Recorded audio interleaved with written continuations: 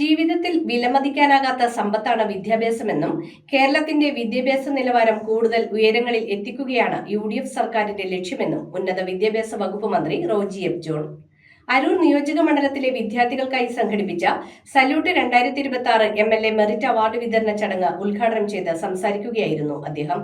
Deputy സ്പീക്കറും അരൂർ MLAയുമായ ഷാനിമോൾ ഉസ്മാൻ അധ്യക്ഷത വഹിച്ച ചടങ്ങിൽ ഉന്നത വിജയം നേടിയ ബിരുദ വിദ്യാർത്ഥികൾക്കും SSLC +2 പരീക്ഷകളിൽ മുഴുവൻ A+ നേടിയ 400 വിദ്യാർത്ഥികൾക്കും 100% വിജയം നേടിയ 23 സ്കൂളുകൾക്കുമാണ് അവാർഡ് സമ്മാനിച്ചത്.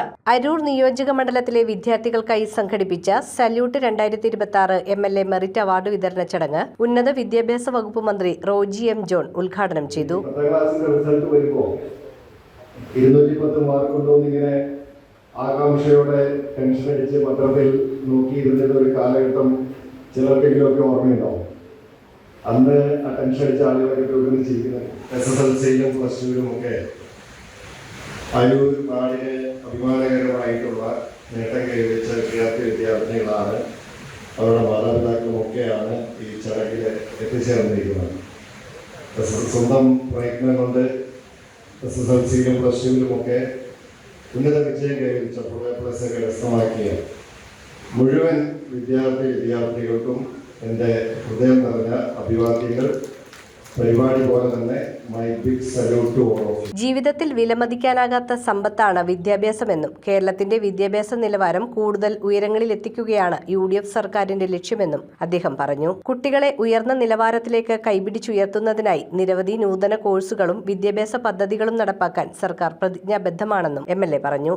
അരൂർ നിയോജക മണ്ഡലത്തിൽ ഉന്നത വിജയം നേടിയ ബിരുദ വിദ്യാർത്ഥികൾക്കും SSLC +2 പരീക്ഷകളിൽ മുഴുവൻ A+ നേടിയ 400 വിദ്യാർത്ഥികൾക്കും 100% വിജയം കൈവരിച്ച 23 സ്കൂളുകൾക്കുമാണ് അവാർഡ് നൽകിയത്. ഡെപ്യൂട്ടി സ്പീക്കറും അരൂർ MLAയുമായ ഷാനിമോൾ ഉസ്മാൻ ചടങ്ങിൽ അധ്യക്ഷത വഹിച്ചു.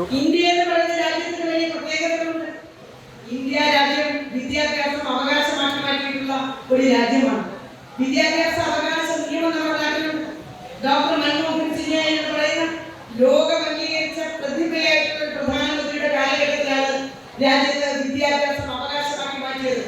6 വയസ്സിനും 16 വയസ്സിനും ഇടയിലുള്ള ഒരു കുട്ടി എന്തെങ്കിലും കാരണവശാൽ സ്കൂൾ സമയത്ത് റോഡരികിൽ വെറുതെ ഇരുന്നാൽ, ഒരു മരത്തിന്റെ ചുവട്ടിലിരുന്നാൽ എന്റെയും നിങ്ങളുടെയും ഉത്തരവാദിത്തമാണ് ആ കുട്ടിയെ സ്കൂളിൽ കൊണ്ടുപോയി പഠനത്തിനായി ചേർക്കുക എന്നുള്ളത്. എന്റെ മകന്റെ വളർച്ച പോലെ റോജിയുടെ രാഷ്ട്രീയ വളർച്ച നോക്കിക്കണ്ടിട്ടുള്ള ഒരാളാണ് ഞാൻ.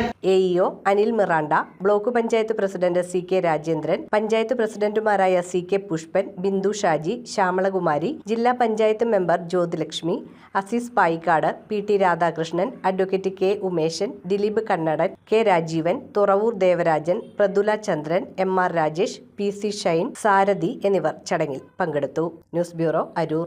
കാലത്തിന്റെ മാറ്റങ്ങളെ ഉൾക്കൊണ്ട് പുതിയ തലമുറയെ കരുത്തരാക്കുന്ന വിദ്യാഭ്യാസം, അതാണ് മൗണ്ട് കാർമൽ കോളേജ് കർഗടം നൽകുന്നത്. നോ ഡൊണേഷൻ, യൂണിവേഴ്സിറ്റി ഫീ മാത്രം. അർഹരായ വിദ്യാർത്ഥികൾക്ക് സ്കോളർഷിപ്പ്, ഹോസ്റ്റൽ സൗകര്യം ലഭ്യമാണ്. നിങ്ങളുടെ സ്വപ്നങ്ങൾക്ക് ശരിയായ ദിശ നൽകാൻ മൗണ്ട് കാർമൽ കോളേജ് കർഗടം.